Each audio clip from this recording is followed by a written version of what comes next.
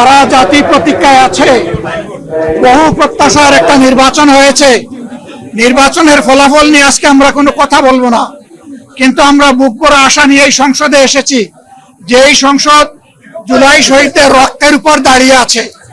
আমরা অনুরোধ করেছিলাম যে এই সংসদে যারা ফ্যাসিস্ট সরকারের দূষর ছিল, যারা খুনের সহযোগী ছিল, তারা কেউ যেন এখানে কোনো বক্তব্য রাখতে না পারে। এই প্রেসিডেন্ট তিনটা কারণে অপরাধী, যার বক্তব্য এই মহান সংসদে আমরা শুনতে পারি না। প্রথম কারণ হচ্ছে তিনি সমস্ত খুনের সহযোগী ছিলেন। তার আমলে যে খুনগুলো হয়েছে, একটা খুনের বিরুদ্ধেও তিনি শাসক গোষ্ঠীর প্রতিবাদ করেন নাই। সেই খুনে তিনি কোনো ব্যবস্থা গ্রহণ করেন নাই। প্রেসিডেন্ট রাষ্ট্রের অভিভাবক হিসাবে তিনি জঘন্য অপরাধ করেছেন রাষ্ট্রের নাগরিকদের প্রতি। দ্বিতীয় কারণ ছিল, আপনারা জানেন, আগস্ট মাসের 5 তারিখ 24 সালে তিনি জাতির উদ্দেশ্যে ভাষণ দিয়েছেন। সেই ভাষণে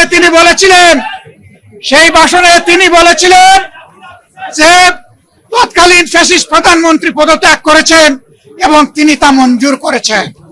পরবর্তী পর্যায়ে আপনারা দেখেছেন, 2টা মিডিয়ার সাথে সাক্ষাৎকার দিতে গিয়ে তিনি তা অস্বীকার করেছেন। নতুন গল্প সামনে নিয়ে এসেছেন। তিনি জাতির সামনে মিথ্যাবাদী হিসাবে সাব্যস্ত হয়েছেন। দেশের প্রেসিডেন্ট মিথ্যাবাদী সাব্যস্ত হওয়ার পরে প্রেসিডেন্ট হিসেবে তার আর কোনো নৈতিক অধিকার থাকে না। 3 নম্বর অপরাধ তিনি করেছেন, তিনি নিজের হাতে অর্ডিন্যান্স সাইন করেছেন।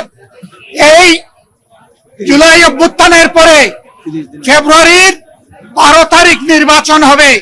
নির্বাচনের পরে যারা নির্বাচিত হবেন তারা 2টা ক্যাপাসিটিতে নির্বাচিত হবেন। তারা সংস্কার পরিষদের সদস্য হিসাবে নির্বাচিত হবেন এবং তারা একই সাথে সংসদ সদস্য হিসাবে নির্বাচিত হবেন। একই দিনে উভয় শপথ একই ব্যক্তি পড়াবেন। অত্যন্ত দুঃখের বিষয়, সেই শপথ দুটো আমরা নিলেও সরকারি দল নেয়নি। তার প্রথম দায়িত্ব ছিল গেজেট প্রকাশের 30 দিনের ভিতরে সংস্কার পরিষদের অধিবেশন ডাকা। তিনি সেই অধিবেশন ডাকেন নাই। গণভোটে হার পক্ষে ভোট দিয়েছে 70% মানুষ। তিনি 70% জনগণকে, দেশবাসীকে অপমান করেছেন। এখানেও তিনি অপরাধ করেছেন।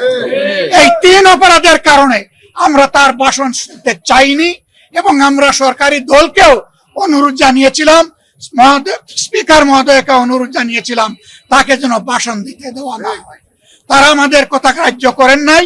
আমরা সংক্ষুব্ধ হয়ে সংসদ থেকে বের হয়ে এসেছি। আমরা আগামীতে এই সংসদে কোনো অন্যায়কে আমরা বরদাস্ত করব না এবং মেনে নেব না। আমরা জনগণের স্বার্থের পক্ষে লড়াই করে যাব, অধিকারের পক্ষে লড়াই করে যাব। প্রিয় দেশবাসী, আমরা আপনাদের সাথে আসি, আপনাদের অধিকারের পক্ষে আছি, আপনাদের রায়ের প্রতি আমাদের সম্মান আছে। আমরা আছি আপনাদের সাথে, আপনারাও থাকবেন আমাদের সাথে। আমরা দফায় দফায় বক্তব্য দিয়েছি, আমরা মূল জায়গায় বক্তব্য দিয়েছি।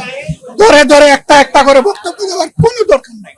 আমরা তার নৈতিক বৈধতা বহু আগে অস্বীকার করেছি, প্রত্যাখ্যান করেছি। পরবর্তী অধিবেশনে আবার আপনারা অবশ্যই আমরা যাব। আমরা জনগণের পক্ষে কথা বলতে এখানে এসেছি, জনগণের অধিকারের জন্য লড়াই করতে এসেছি। এই সংসদ কারো একার নয়, এটা 18 কোটি মানুষের সংসদ।